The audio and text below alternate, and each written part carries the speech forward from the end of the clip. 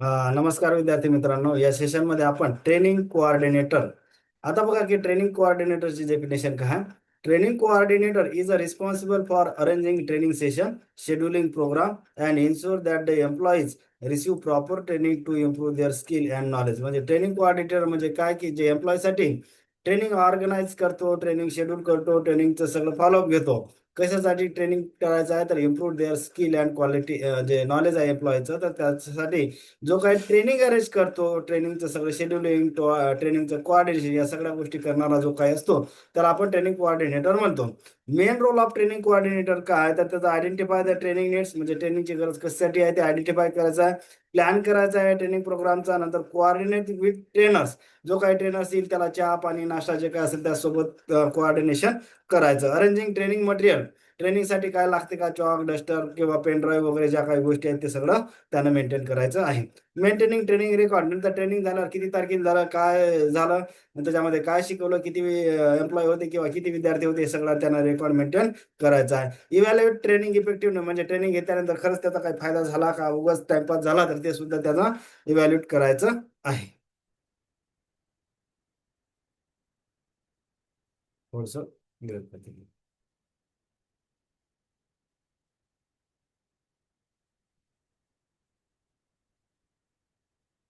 एक.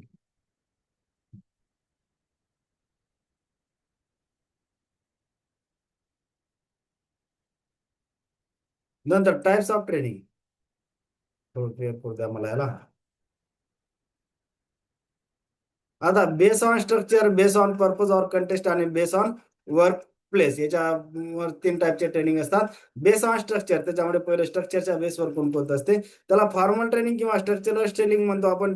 दुसरा इनफॉर्मल किंवा अनस्ट्रक्चर, नॉन फॉर्मल ट्रेनिंग किंवा सेमी स्ट्रक्चर किंवा पार्शियल स्ट्रक्चर. आता बघा फॉर्मल ट्रेनिंग म्हणजे काय, plan and organise training with the fix syllabus, schedule and trainer. म्हणजे जसं शाळा किंवा कॉलेज किंवा युनिव्हर्सिटीमध्ये जे काही ट्रेनिंग दिलं जातं त्याला फिक्स टाइम टेबल असते, सिलेबस असते, ड्युरेशन असते, असं जे काही ट्रेनिंग असते तर त्याला आपण फॉर्मल किंवा स्ट्रक्चरल ट्रेनिंग म्हणतो, म्हणजे classroom training in the school or college education. नंतर informal, learning that happens naturally through the experience, observation and discussion with the fix plan or without discussion, or discussion without fix fix plan. म्हणजे याच्यामध्ये कसं असतं की fix plan नसते, naturally किंवा कोणाच्या तरी अनुभवातून ते आलेलं असते.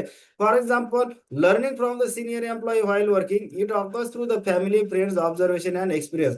म्हणजे आईवडिलांकडून, मित्राकडून, कुठून ऑब्झर्वेशन किंवा अनुभवातून जे काही शिक्षण येते त्याला इन्फॉर्मल असं म्हणतात. त्याच्यामध्ये कसं असतं की फिक्स शेड्यूल किंवा प्लॅन असा नसते, म्हणजे त्याला विदाऊट फिक्स शेड्यूल किंवा जसं आपण फॉर्मल मध्ये बघितलं कॉलेज स्कूल एज्युकेशन मध्ये कसं असतं की एक फिक्स प्लॅन, सिलेबस किंवा एक शेड्यूल किंवा हे सगळ्या गोष्टी अरेंज केलेल्या असतात, तसं त्याच्यामध्ये नसते. आता नॉन फॉर्मल ट्रेनिंग किंवा सेमी स्ट्रक्चर किंवा पार्शियल स्ट्रक्चर म्हणजे काय की non formal training is organise training, organise असते पण but not the part of the regular school or college education system. म्हणजे हे काय असतं की नॉन फॉर्मल आहे,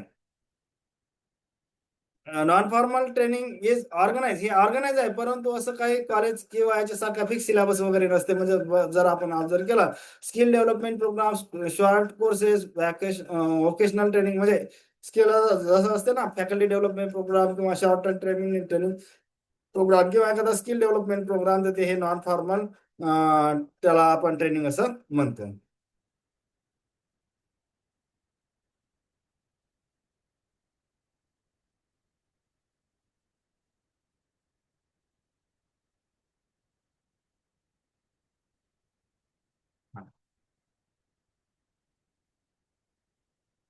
नंतर base on purpose or contest, base on the purpose or contest, types of training कोणतं, इंडक्शन ट्रेनिंग आणि रिफ्रेशर ट्रेनिंग असते. इंडक्शन ट्रेनिंग कोणासाठी असते की जे नवीन एम्प्लॉईज असतील त्याच्यासाठी असते.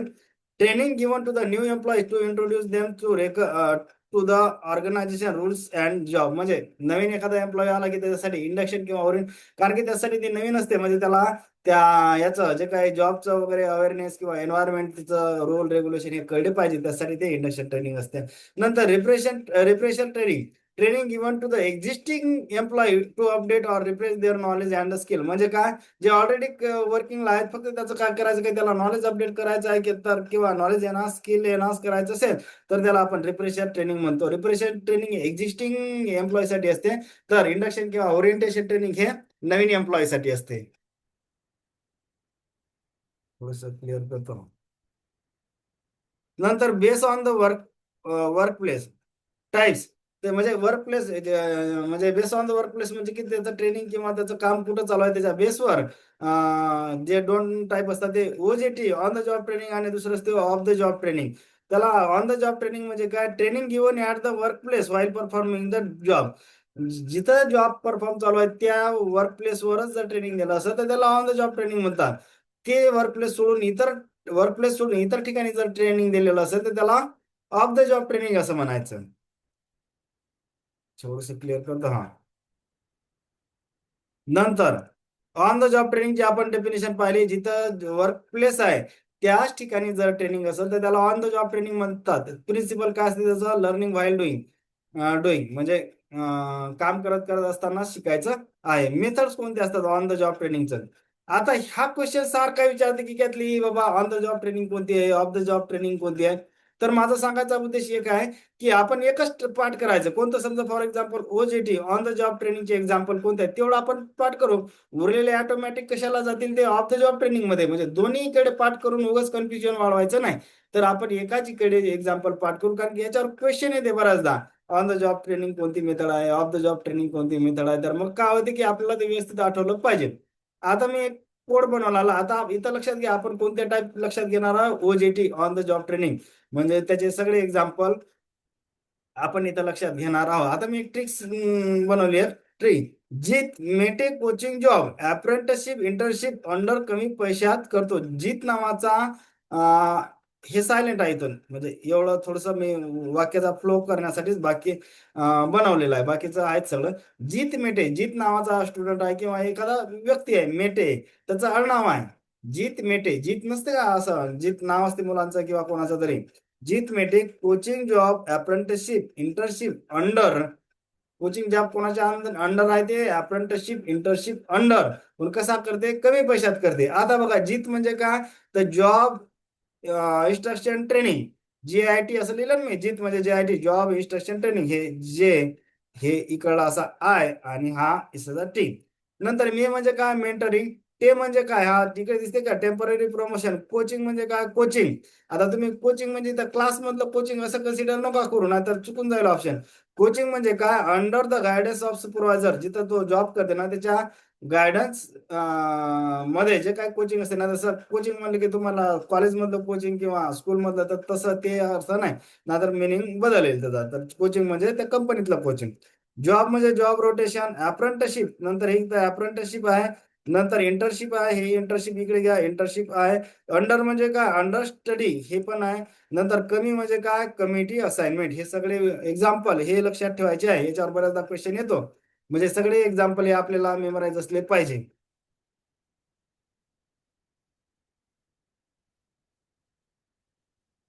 नंतर new trends in training, Naveen trends कोणकोणते. आता फक्त मी नाव वाचतो, अंदर काही करायचं गरज नाही. फक्त न्यू ट्रेंड्स म्हणजे काय, की नवीन काही आहेत का. ई लर्निंग आहे सध्या आपल्याला माहित आहे, किंवा एम लर्निंग ज्याला मोबाईल ट्रेनिंग म्हणतो. व्हर्च्युअल ट्रेनिंग हे सुद्धा आहे. सिम्युलेशन ट्रेनिंग आहे. गॅमिफिकेशन, गॅमिफिकेशन म्हणजेच का, युझिंग गेम त्याला गॅमिफिकेशन म्हणलं. म्हणजे थोडंसं आणखीन ते इंटरेस्टिंग होण्यासाठी त्याला गॅमिफिकेशन असं म्हणतो. मायक्रो लर्निंग म्हणजे small and short learning modules, त्याला फॉर क्विक अंडरस्टँडिंग. नंतर AI ऑफ द ट्रेनिंग बरोबर चॅट जीपीटी असेल किंवा दुसरे कोणते गुगल जेमिनी असतील, या सगळ्या. नंतर AR/VR training, modern training method that uses augmented reality and virtual reality technology to help the people learn skill through the interactive digital environment. हे सुद्धा एक नवीन मेथडॉलॉजी आलेली आहे. म्हणजे इथं काय असं लक्षात गिक्षाचं ठेवायचं नाही, फक्त एक नाव आपल्याला बघितले ऑप्शन मध्ये तरी कडून जाते. त्याच्यामध्ये फार वेळ घालण्यात काही अर्थ नाही. नंतर टीचर ट्रेनिंग प्रोग्राम. आता teacher training programme, teacher training programme is a programme design to train the teacher to improve their skill, teaching skill, knowledge and teaching method. म्हणजे त्या टीचरचा जर ट्रेनिंग नाही दिलं तर तो काय होईल, जगापासून आउटडेटेड होईल ना. मग त्याच्यासाठी त्याला त्याला वेळोवेळी अपडेट करावं लागेल. त्यासाठी टीचर ट्रेनिंग प्रोग्राम असते. आता काही फेमस टीचर ट्रेनिंग प्रोग्राम मी इथं लिहिलेले आहेत, खूप सारे आहेत, म्हणजे फार फेमस आहेत तेवढेच मी इथं कसं, Swayam study web of active learning for young aspiration mind, हे 2017ला स्वयं प्रोग्राम चालू झाला होता. India government portal for the free open online courses MOOC platform provide the educational courses. नंतर एनपीटीएल आलेला आहे 2003 ला आलेला आहे national program on the technology enhance learning. हे एनपीटीएलचं फुल फॉर्म सुद्धा लक्षात ठेवायचा आहे. National program on technology enhance learning 2003 ले 7 IIT न सुरू केला होता. NPTEL is an online education programme that provide free courses in the engineering science and technology. आता स्वयं आणि एनपीटीएल मध्ये काय फरक आहे? हे स्वयं प्लॅटफॉर्म आहे जिथं कोर्स अवेलेबल आहे, आणि हे काय एनपीटीएल काय the organisation that create many technical courses on the Swayam. हे काय आहे की सात जे आपण बघितलं ना की IIT सारख्या संस्था काय करतात की ते क्रिएट करतात आणि स्वयंवर अपलोड करतात, म्हणजे स्वयं प्लॅटफॉर्म आहे. आणि एनपीटीएल काय एक ऑर्गनायझेशन किंवा जे आपण म्हटलं की बऱ्याच इन्स्टिट्यूट आहेत, IIT असेल, IISc असेल, NIT, या लोकांनी हे एनपीटीएल कोर्सेस सुरू केले आणि ते काय करतात अपलोड कुठं करतात? स्वयं प्लॅटफॉर्मवर अपलोड करतात. एनपीटीएल स्वयं झाला. त्याच्यानंतर एक निष्ठा, थोडस एक मिनिट मला याला हा. निष्ठा national initiative for school head and technique school head and teacher holistic advancement. म्हणजे हे स्कूल हेडमास्टर किंवा टीचर साठी हा प्रोग्राम आहे. The programme was launch in 2019 by ministry of education. Ministry of education 2019 ला हा प्रोग्राम सुरू केला. Nishtha is the largest teacher training programme of its kind in the world. म्हणजे अशा प्रकारचा निष्ठा जगातील पहिलाच प्रोग्राम, सगळ्यात मोठा प्रोग्राम आहे. ऑब्जेक्टिव्ह काय? To motivate and equip the teachers and encourage and foster critical thinking in the student. Critical thinking विद्यार्थ्यांमध्ये निर्माण करण्यासाठी टीचरला पहिले इक्विप करावं लागेल, त्याला अपडेट करावं लागेल किंवा त्याला ट्रेनिंग द्यावं लागेल. नंतर आहे ARPIT annual refresher program in the teaching. 2018 ला सुरू झाला online teacher training and refresher program for the higher education faculty in स्वयंमुख to improve teaching quality and upgrade the knowledge. म्हणजे स्वयंमुख नावाच्या प्लॅटफॉर्मवर हे सुद्धा अवेलेबल आहे. नंतर ते कोणाच्या अंतर्गत आहे अर्पित प्रोग्राम? तर under Pandit Madan Mohan Malviya national mission on the teacher and training. म्हणजे त्याला आपण PMMNMIT असं जे म्हणतो, तर हा अर्पित प्रोग्राम सुद्धा टीचर ट्रेनिंग प्रोग्रामच आहे. नंतर Pandit Madan Mohan Malviya national mission on the teacher and training, त्याला PMMNMITT थोडं फुल फॉर्म हे आहे. पण Pandit Madan Mohan Malviya national mission on teachers and training हे लक्षात घ्यायचं आहे. 2014 ला सुरू झालेलं आहे. त्याचा पर्पज काय? To improve the quality of the teachers and training, quality of the teachers and teaching in India. त्यासाठी हा प्रोग्राम सुरू झालेला आहे. नंतर linkage between institute and industry. Linkage between institute and industry means cooperation and connection between educational institute. मग कोणत्या school असू द्या, कॉलेज असू द्या, युनिव्हर्सिटी असू द्या, IIT इन्स्टिट्यूट असू द्या, काही असू द्या, अँड इंडस्ट्रीज, त्यालाच आपण कंपनीज, फॅक्टरी किंवा बिझनेस, याच्यामध्ये कोऑर्डिनेशन आणि कोऑपरेशन असले पाहिजे. ऑब्जेक्टिव्ह काय? To bridge the gap between theory and practical knowledge. म्हणजे थेरॉटिकल आणि प्रॅक्टिकल. इंडस्ट्रीमध्ये प्रॅक्टिकल असते, इन्स्टिट्यूटमध्ये थेरॉटिकल नॉलेज असते, तर तो गॅप भरून काढायचा आहे. आणि दुसरा पर्पज काय आहे? Provide the on the job training and observing in the wedges and self employment. Self employment सुद्धा तयार करणं, हे सुद्धा याचा एक पर्पज आहे. आता त्याच्यात सगळ्यात महत्वाची स्कीम आहे ड्युएल DST, ज्याला म्हणतात आपण dual system of the training. Dual system of the training scheme was introduce in 2016 by DGT, director general of the training, under कोणत्या MSD मंत्रालयाच्या अंतर्गत आहे. म्हणजेच काय? Ministry of skill development and entrepreneurship. आता DST चा मिनिंग काय? The dual system training, DST is the training model where the student learn both the training institute and industry. Dual म्हणजे दोन, म्हणजे दोन्ही जागेवर तो विद्यार्थी शिकेल. कशाच? एक कुठची आहे जागा? तर त्याची इन्स्टिट्यूट, आणि दुसरा आहे इंडस्ट्री. इन्स्टिट्यूट म्हणजे कोणते? तर provide the theoretical knowledge and basic practical training, ते इन्स्टिट्यूट झालं त्याचं. आणि दुसरं कोणतं? इंडस्ट्री म्हणजे काय? Provide the practical hands on training on the real machine and equipment. म्हणजे दोन्ही जागेवर त्याला ट्रेनिंग असते, एक म्हणजे त्याच्या इन्स्टिट्यूटमध्ये, दुसरं असते त्याच्या इंडस्ट्रीमध्ये. म्हणून त्याला आपण DST म्हणतो. 2016 ला ही एक स्कीम सुरू झालेली आहे, ती सुद्धा लक्षात ठेवायची आहे. नंतर असते करिक्युलम डेव्हलपमेंट. आता करिक्युलम डेव्हलपमेंट म्हणजे काय करायचं? Curriculum development is the process of planning, designing, organizing and implementing and improving the course content and learning experience for the student. Course content मध्ये इम्प्रूव्ह करायचे आहे. त्याचा पर्पज काय असते की to achieve the educational goal, to improve the quality of education, to meet the social and industrial needs, to develop the skill and knowledge, organize the teaching activities, to introduce the new technology and method, आणि to improve the quality of evaluation system. म्हणजेच काय करायचं की overall education quality आपल्याला इथं improve करायची आहे. नंतर development of the media for the instruction. Development of the media for the instruction is the process of preparing and improving the teaching tool to make learning clear, interesting and effective. म्हणजे काय, teaching tool थोडेसे आपल्याला advance करायचे आहे. कशासाठी की learning मध्ये interest आला पाहिजे, इफेक्टिव्ह झालं पाहिजे, अदरवाईज ते बोरिंग लर्निंग लोक ऐकणार नाही. Example of the instruction media म्हणजे कोणकोणते असतील, व्हाईट बोर्डवर असू द्या, ब्लॅक बोर्डवर असू द्या, चार्ट, डायग्राम, मॉडेल्स असू द्या, ऑडिओ व्हिडिओ मटेरियल असू द्या, पॉवर पॉईंट, पीपीटी प्रेझेंटेशन असू द्या, कम्प्युटर्स किंवा मल्टीमीडिया किंवा ऑनलाईन लर्निंग प्लॅटफॉर्म काहीही असू द्या. नंतर इम्पॉर्टन्स कशासाठी आहे, make the teaching more effective. Otherwise एकच एक मेथड वापरली तर बोर मेथड होईल. Help the student to understand a difficult topic. It एखाद्या डिफिकल्ट जर असले पुस्तकी भाषेतला आपल्याला लवकर कन्सेप्ट समजत नाही तर ते समजण्यासाठी याची सुद्धा मदत होते. Increase the student interest and attention. स्टुडंटचा इंटरेस्ट आणि अटेन्शन सुद्धा वाढलं पाहिजे. Raise the attention level of the training or student. म्हणजे त्याची सुद्धा ट्रेनिंग असू द्या, स्टुडंट असू द्या, त्यांची अटेन्शन लेवल म्हणजे ध्यानाचं. नाहीतर आजकाल काय संयम संपलेला, 10 मिनिटं स्टुडंट एखाद्या शिक्षकाच्या शिकवण्याकडे कॉन्सन्ट्रेट करू शकत नाही. तर ती गोष्ट न झाली पाहिजे. म्हणजे raise the attention of the level of the training आणि स्टुडंट त्याची अटेन्शन लेवल वाढली पाहिजे. नंतर मोड ऑफ असेसमेंट.